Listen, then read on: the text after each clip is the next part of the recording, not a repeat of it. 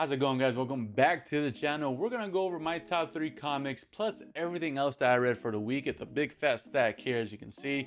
Not bad of a stack. I do got a couple more comics I still need to read, so they'll be in next week's list of comics that I've read and stuff like that. But let's go over my top 3, and I do have an honorable mention. We're gonna start with that, which is Green Lantern Corps issue number 9. This was the last issue for the story arc that was going on, which is the Starbreaker Supremacy. John Stewart died in the last issue of the Green Lantern, so when to continue with this one, he sacrificed himself.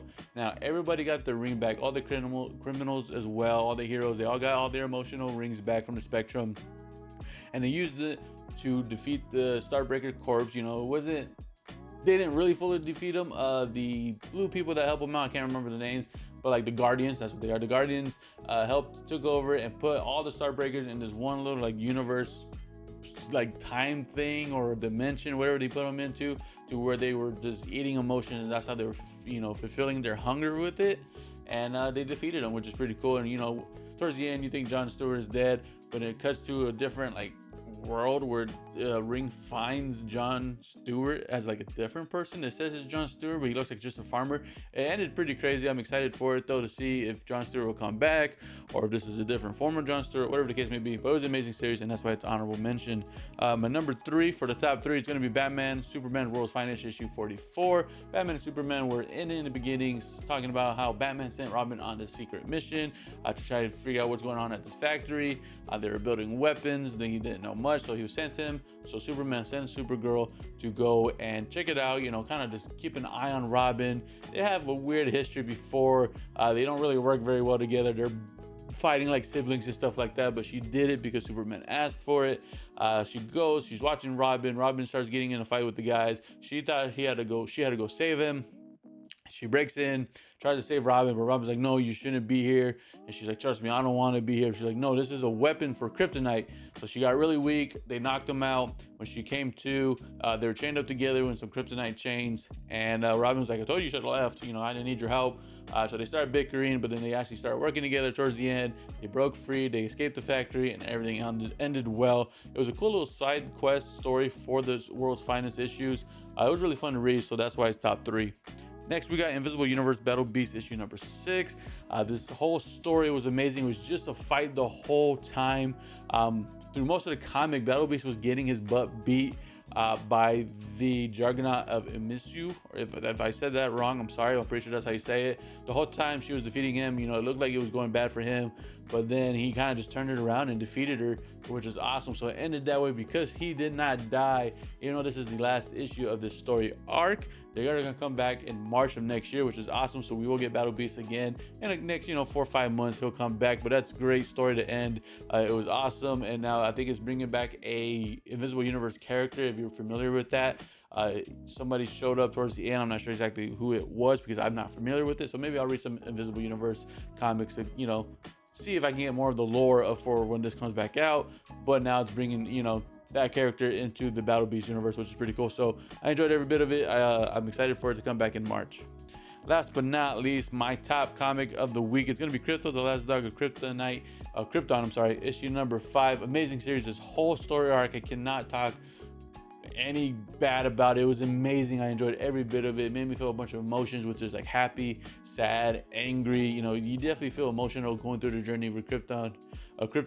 And then towards the end, he reconnects with Superboy. It's way later compared to when he left him in the beginning, when Kal-El or Superman or Clark Kent, whatever you want to call him, was a baby. And at the end of this, he's grown up. So Krypto went through this big old journey, floating through space, and at the end he finally gets to reconnect with him, which is awesome. I enjoyed every bit of it. Again, if you have not read this series, if you can pick up the single issues, read it now. I definitely recommend it. If not, wait for the paperback to come out and read it. I love every bit of it. You should pick this up. So those are my top 3 honorable mentions. Now, this is everything else I just read for the week. We'll go through them quickly. We got The New Gods, issue number 11. That one was a good read.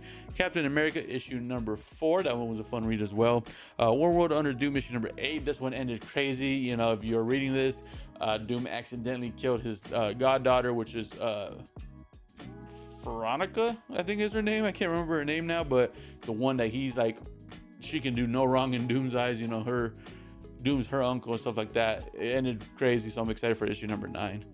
Next, we got Venom issue 250. That was a good read as well, setting up for what to expect with the Venom universe. You know, now it's not all new Venom, it's going to be just Venom from here on out, which is really good. The Amazing Spider-Man issue number 14 was a good read. Norman Osborn is trying to be Spider-Man, but he's going to do it his way, you know, learn something from Peter Parker, but trying to be a better Spider-Man, his style, where it helps everybody and not just...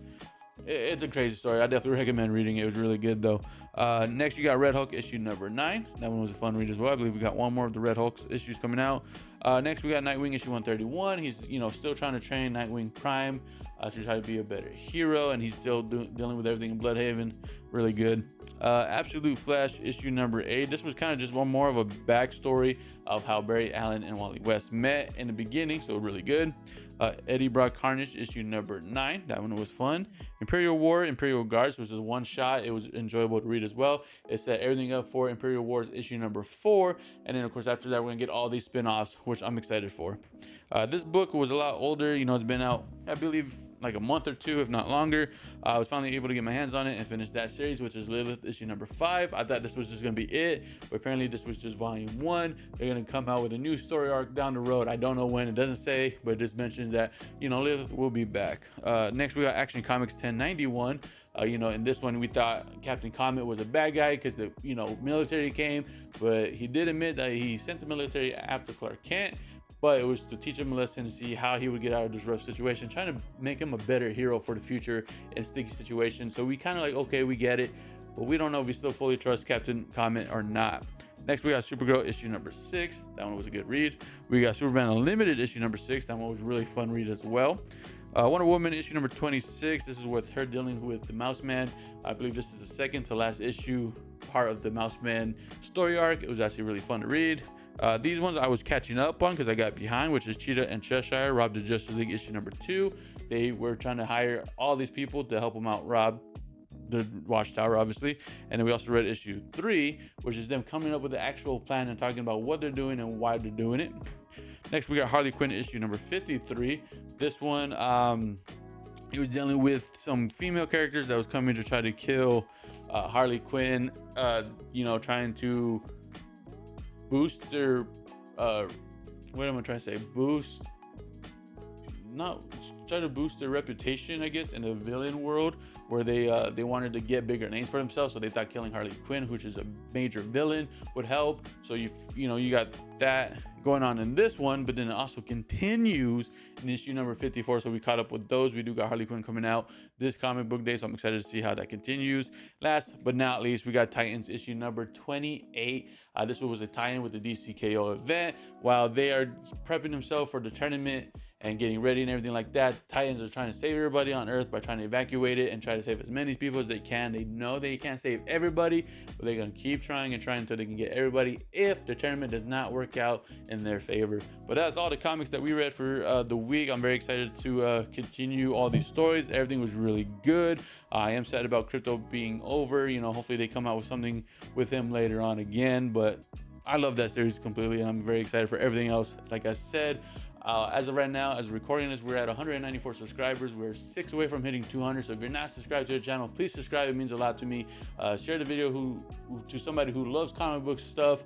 And if they're not subscribed, have them subscribe to as well. Again, trying to hit 200 before the end of the year. 6 away only, guys. We can definitely hit it. I know we can. If you liked the video, comment what you guys read for the week. If you guys want to talk about anything, let me know. If you guys have any more questions about specific comics, again, let me know in the comments below. Other than that, I hope you guys enjoy. I'll catch you guys in the next one.